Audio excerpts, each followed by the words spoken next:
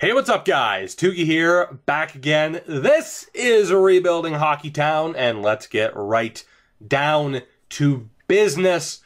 First of all, thank you for the support on the marathon that was known as last episode, whether through the polls, the amount of comments. Thank you for that. Now, the feedback for last episode is what I expected. You can't have an episode like that with that many trades, that many high-level players being traded out and that much being brought back without having a mixed reaction. That was to be expected. But between the poll and the feedback, it almost didn't make my decision any easier. But I did have to decide what we wanted to do with our third line. The goaltending situation was pretty straightforward. We have that figured out. It was still the third line and what we wanted to do. So I went ahead and made a decision that, again, is going to have a mixed reaction to it. Some people are going to be pissed. Some people are going to call me stupid. Other people are going to be like, hey, you know what? That makes a hell of a lot of sense. Good call. And that's fine. Any variety of feedback is fine. But without further ado, your Detroit Red Wings for this next season. I'll wait. Have you noticed yet? Have you noticed that there's somebody not there that was in the plans before? I made the decision. There was so much support for Turgeon and Taylor Radish that I decided, you know what, I'm going to keep them both. But because Radish was such an offensive force, now originally the poll was Faksa and Radish because Faksa is pretty damn good offensively. So is Taylor Radish. We're going to switch him to a playmaker most likely because of the deking and the puck control, the 86 offensive awareness. He is NHL ready. It's mainly just the physical category that brings him down, and he doesn't have the best shot. But that would have had, of course, the more offensive feel to the third line, as opposed to the defensive feel that it has right now. Dominic Turgeon, I mean, great defensively, a great skater. That puck skills category is very concerning, but he is 24. 2 years younger than Radek Faksa, and Nick Baptiste also had a lot of support. So we'll keep him as well. But in order to keep Radish, we have to sacrifice Anthony Mantha. And I'm okay with doing that. Hear me out. Yes, he had a 60-point season last year. A career-high 60 points. Very strong season. He's 26. This is as good as he is going to be. The puck skills category, very good. The shooting, very good. He's a very good player. There's no doubt about that. But he is going to be a second-line guy. You know, he's not going to make it to that first-line level. So you could, in the future, have Owen Tippett as the number one, Mantha as the number two. But you could argue that Taylor Radish still has that potential to hit 87, 88 overall. And while he doesn't have the physical presence of Mantha, you look at some of the physical categories here in the bottom six right now. Nobody below 4 stars. This team isn't going to have a lack of physical play just because we get rid of Anthony Mantha. I don't necessarily want to get rid of him, but the poll result was to keep Radish and Faksa. But the comments was overwhelmingly keep Turgeon, keep Baptiste, but also keep Radish. So we knew somebody had to go. As much as I like Radek Faksa, aside from the poll, this is what we were expecting, guys. This is what we were expecting. Tough decisions like this. And in the end, I think I'm all right with it. We're going to go with Turgeon, Baptiste, and Radish. And that's that. That's just, it is what it is. I mean, because if you want to keep Mantha, you got to get rid of Radish or Baptiste. And, oh man, it's tough. It is tough. But you know what? It is what it is. That's what we're going to do. The goaltending as well. Ian Scott, you guys voted to have him as the starter. Joseph Wall will be the backup. So we have 3 players that we need to trade. Mantha, Faxa, and Joran van Pottelberg. And we will look to do that right now. Now, I'm not sure what I'm going to get for these players. That's the problem. They are going to have some value, of course. As far as prospects go, I'm going to look for forwards, I think, more than anything else. We could use another goalie prospect. Like, we could. To get a third goalie down in the AHL. Because right now we signed our two 20-year-olds. So they're both 72 overall. And you guys know I like to keep 3 goalies just in case someone gets injured and we have to call somebody up. So that way the game doesn't sign somebody for me and then we get stuck with a goalie and best lines. It complicates things. I've explained this all a million times.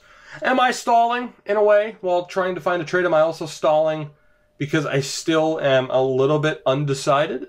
Yeah, a little bit. A little bit. Honestly, going for Jordan Hollett wouldn't be terrible. And I know what some people are saying. Oh, what the hell? He's an 80. How long is he going to be at the AHL level? But you got to remember, we also want the AHL team to be fairly competitive. Look at the goalie situation in Columbus. That's half the reason why this game is the way it is. GM, the GM AI. That sums it up pretty well. But yeah, Anthony Mantha and Radek Faxa out the door. Not something that I expected to do. When I was getting ready to make this video, it seems like the right thing. It seems like the right thing. Speaking of the right thing, Marvin Delmore. Marvin Delmore. He is our guy. Most likely. I wouldn't mind, actually, well, he was only a 71, correct? So that kind of defeats the purpose in what I just said, to make sure that we still have a good goalie. So maybe not. Maybe not. It depends who else is available. It depends on who else is available here. I should have scouted some of this out. But again, I'm still so indecisive on whether or not this is the right move. Either way, I think we'll be all right. We'll recover one way or another. We'll survive this. And as it is, I mean, will Baptiste eventually be replaced? Yes, he will. Will Turgeon eventually be replaced? Yes, he will. So there's no need in stressing out over too much. The only thing I'm stressing out over right now is I was hoping to find a goalie who would better fit our situation much, much more quickly than this. It's at the point where I might just trade Van Pottelberg for a pick or a forward and then sign a top-tier AHL goalie. That looks like our best option at this point because there's nobody in like a mid to high 70s range that also has half-decent value. So, this is complicating things just a little bit. All it means, like I said, is that we'll just be trading Van Pottelberg for a forward or picks, which not like we need any more picks, but you know, that's kind of how this game goes. That's exactly what we're going to do. It's either we trade for that goalie from Dallas. Oh, well, there we go. There's somebody. There is somebody. Ukko-Pekka Luukkonen. Didn't we pick him up before in a previous series? The Finn. You know what? Let's pick him up. Let's pick him up. He can be our AHL goalie. We should be able to tack on... I know what people are saying, pick hoarding. It's just me trying to see if we're close to fair value. Turns out we were close to fair value. Joran van Pottelberg is off to Washington, and we get our new AHL goalie and some picks. How do you like that? And Ian Scott actually dropped down an overall point. That's the one thing that I was really nervous about, is trading this many players. We're going to have trouble with the morale system. Now, the thing about Mantha, too, I mean, he's right there with Baptiste and with Radish in terms of value. You know, we have a ton of these high top 9 players. So, although he is high top 6, but he's in the value of high top 9 because he is 26. I just got to get this over with. I got to get this over with. It's probably the right decision. I can't say for sure, but it is probably the right decision. We will see. Now, it's going to be interesting who we take back here. We could get a little bit more AHL level help. So, for example, in Buffalo here, getting someone like Rasmus Asplund, or Asplund would be ideal in a way. But also we're looking for some other players. Rupe Heinz made it up to an 87.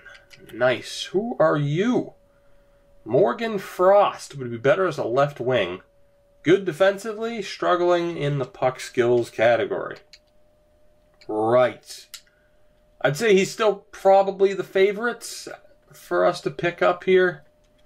What about Columbus? Not that I want to take back any salary here. They do have Marcus Davidson. That's about it. They have Shane Bowers as well. Was the 9th overall pick. He is a 4th line guy, though, so we'd have to pass up on him. Let's see. We're looking for teams of contracts. Edmonton, maybe we can get something to work here. If the right prospect is there, and that's not happening. Connor McDavid made it up to a 99. Damn. Florida. Florida. Lodnia, Strudwick. Neither is completely ideal, I would say, but that might be our best option. Montreal has nothing for contracts. They have to be, yeah, they are in cap hell because they can't afford to sign Letkinen. Fukale is also an RFA. Montreal Canadiens in a pretty rough spot. Ottawa, not that I want to trade within the division, but if the right guy is there, and he is not, damn. Have no fear, though. We will be simming at least the opening month of this season. I don't expect this video to be another, ridiculous marathon. Clifford Donovan, we'll pass on him. Not the best of values. We are very limited in who we can afford to go after here. Because, again, we need an AHL level guy, but we also want to attempt, at least, to get fair value. Carl Grundstrom turned into an 87. Oh my god. He's an... No, I thought that was Mackenzie Stewart. Marshall Stewart, 65 overall. He is currently signed as well. I didn't want to get rid of him. That might be our best bet. But again, trading these two guys within the division sounds like an awful idea. Is there anybody else? Vancouver. Can we get this to work? They have Benoit Guru. They have Brady Tkachuk. Yeah, I had a feeling Tkachuk would be listed as a 4th line guy because of his physicality. So Benoit Guru is our best bet here. I will learn how to properly pronunciate that, although I don't think I'm too far away. Can we get this to work? Yes, we can. He's our guy. I was worried that we might have to take back a contract. That is not the case. And even then, we're going to be able to fucking pick horde. Whatever. Whatever. Now, that didn't go through, which is cool. I do want to see, though, what we can afford to get. So the 3rd round pick is too much. They don't want to trade him either. I have to remember that. So that 2nd round pick isn't going to happen. I'm just trying to gauge how close we are to fair value. That's where the pick hoarding comes from.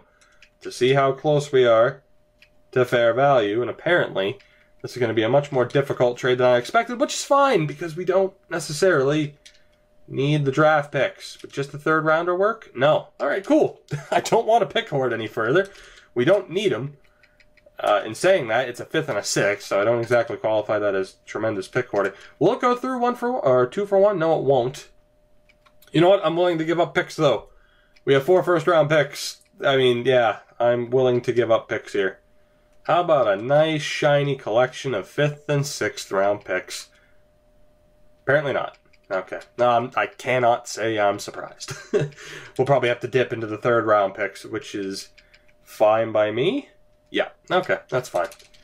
That is fine, but Mantha and Faxa being sent out to Vancouver. Probably for the best. And they are going to make us earn this player, which is fine, again, because we don't have any use for Mantha and Faxa at this point. Still sucks to get rid of them, but we're doing what we got to do. All while keeping the AHL competitive. We're going to have to give up even more which again, I'm fine with. I am fine with. We have plenty of picks as it stands. Might even have to dip into the second round picks, which, again, not the worst thing in the world. Actually, do we have any of our picks left? I don't think we do. We have our second, which, again, I know we're listed as rebuilders. I'm expecting us to make the playoffs, so I'm not opposed to giving up that pick. We'll just tack on the 5th and the 6th for the hell of it. That still didn't go through. Damn. Wow. All right. They're really making us earn this, which I'm, again, cool with. I mean, it's time-consuming, so that kind of sucks that it's making the video a little bit longer. There we go. Mantha, Faxa, a 2nd and a 3rd for Benoit Guru. All right. And this team is set. We're good to go. We've finally figured it out. All the pieces are in the right place, aside from the fact that I am going to have to sign another forward as depth at the AHL level. So let me see. We have Bancroft and Streit, which is fine. See, it already did sign Coleman Volrath. We'll have to... I forgot it signed him, so actually I didn't have to sign both of these goalies.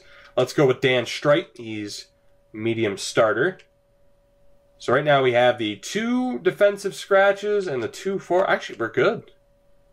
We are good. We just need to figure out who's going to play at the AHL level. But again, at the NHL level, we're good to go. There has been some overall loss because of morale. You can see Tippett and Radish both went down. But overall, I think this team is looking pretty good. Should be a playoff team this year. And of course, the potential is still off the goddamn charts. So let's see here. Now, I could just edit this off screen once the video is over. Owen Lane, I am so sorry, buddy, but you're probably going to have to sit again. You are probably going to have to sit again because we need to get Thomas and Morand into this lineup. That is the big problem, and it is definitely something I could look at. Trading away some of these guys and just getting some value out of them because we have so many guys that just aren't playing. But if we look at Antoine Morand, I think he's of higher value. Yeah, medium top 9. Damn. Damn. It's weird that they didn't put Robert Thomas into the lineup. You know, I'm just going to leave that as is for now. And then I'll take a look. But there is a strong chance someone like Elnuik, medium top 9, Twarniski, who someone said can turn into a beast, but still medium top 9. I mean, I'd rather have medium top 6 guys on the team, but these medium top 9s, they could be worked out. Bring in some prospects elsewhere, of course, still using the picks that we have. But for now, we are good to go. We are good to go. This team is set. Let's sim a little bit into the start of this season. And then before the next episode, I'll be taking a look at the, like player types and switching stuff up like that. Because, I mean, as it is, I said I was going to change Radish into a playmaker.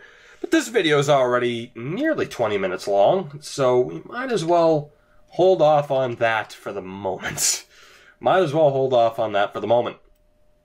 But we just suffered our first loss in the preseason, which who knows what other teams are putting out there for their lineups. But I am very intrigued to see what this team can do. The regular season is underway.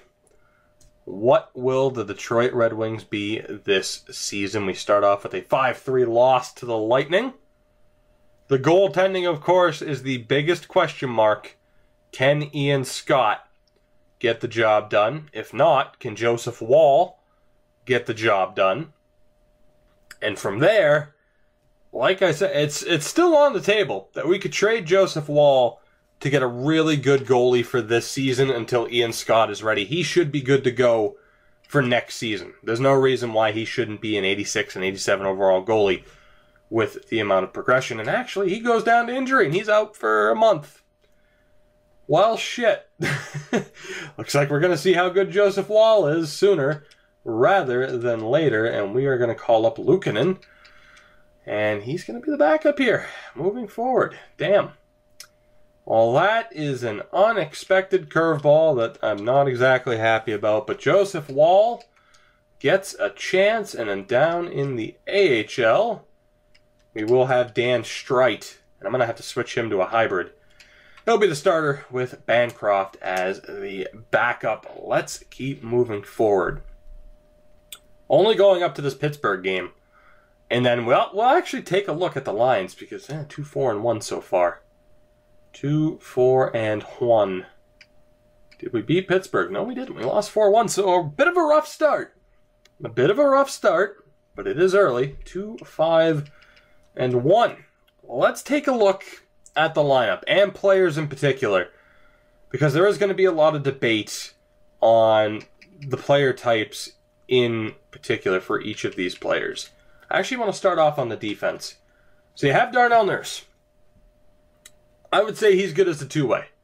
86 offensive awareness, decent puck skills, good skating.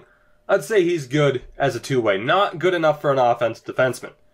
Filip Hronek, again, he has 95 offensive awareness.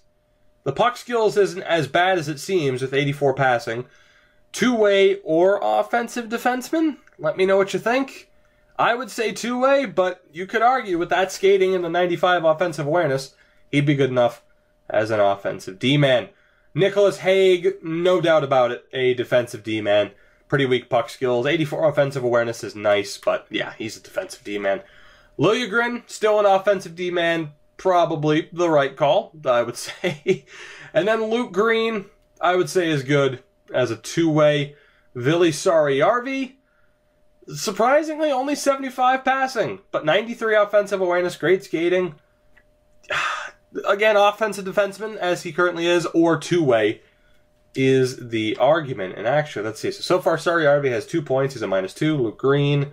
Liljegren, -5. Hague, -6. The plus-minus is looking a little bit rough. But again, room to make changes defensively. And as far as the defense goes, no, we don't have that elite defenseman right now. I don't want to go out and trade for one because the hope is that who we already have in system becomes elite. That's the hope. Yeah, I could trade Hronek and a first and probably get Erik Karlsson right now. But I think most people would rather see, the prospects that we have end up turning into those great players. Let me know if I'm wrong. Let me know if I'm wrong. But offensively, we have Taylor Hall. No doubt about it. He is a sniper. Only 2 points, though, so far this year. 27 shots without a goal. A little bit concerning. Dylan Larkin. You could definitely argue playmaker, as he currently is. Two-way, perhaps. His defensive category isn't amazing.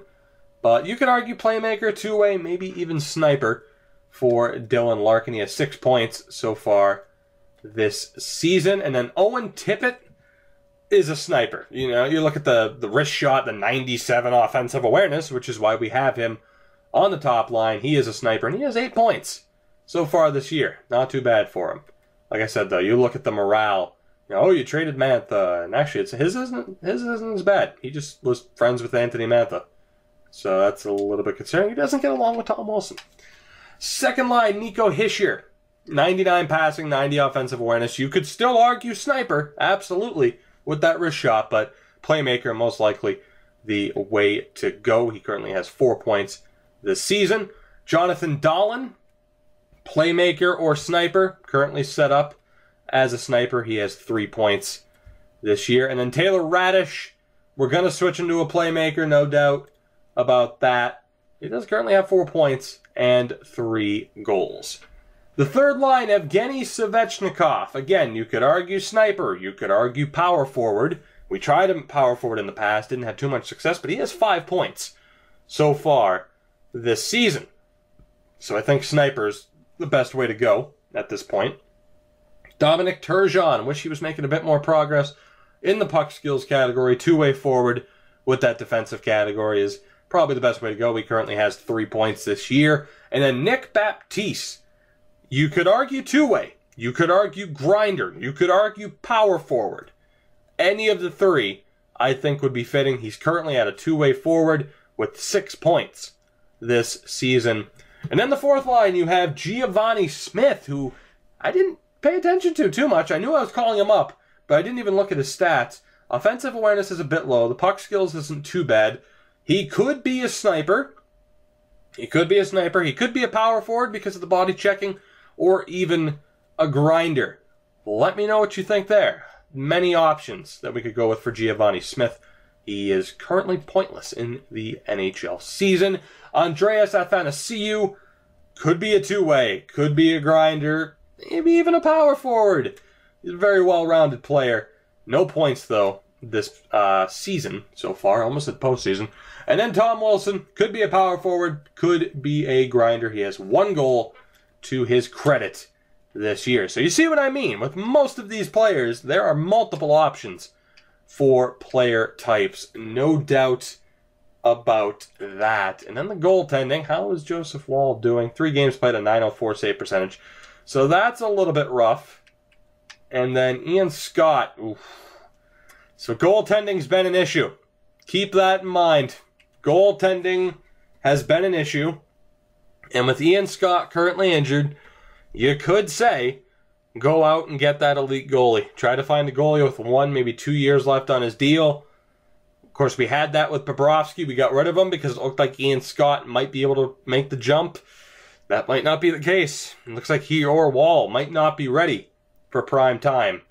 But combine the player type switches with potentially fixing the goaltending situation, I am still confident that we will overcome this slow start. My big question for me personally is, do I want to move out some of these players, which would be the right decision, I would say. Like, yeah, it's cool to see the team this stacked, but just taking a look here at who deserves high-end time that currently isn't getting it. I mean, right, bottom line, I'd say Morand, Twarniski, and Elnuik should be out. You look at Guru, high top 6, high top 9, medium 6, medium elite, medium top 6, medium top 6, high top 9, medium top 9. Actually, Bitten would be out of there as well. I think it would be Bitten and the current fourth line, potentially even Owen Lane, who's at medium bottom 6, and Kopaka. I'd probably want to get Kopaka in there. But Owen Lane, I wouldn't mind having like on the third or fourth line. But, you know, these guys right here that deserve high, you know, top line AHL minutes simply aren't going to get it when we have Tufte, Cole Lind, and Alex Formenton, Kaylor Yamamoto as well on this team. So we do need to take a look at the AHL for sure. The NHL, or the AHL defense, I should say, we are good to go. Rasmus Dahlin and Yoki Haru, who I'm not sure. I think I went best lines. It's why he wasn't there. But we're good. You know, we have some prospects. You know, Evan Bouchard, he's still a couple of seasons away. Like, I don't think he'll get close to the NHL until he's about 23. So we're good. We're good, but we still need to make some final adjustments. Guys, that'll do it for this episode. Not what I expected when we ended the last one. But Radek Faksa's gone. Van Pottelberg's gone. Anthony Mantha is gone.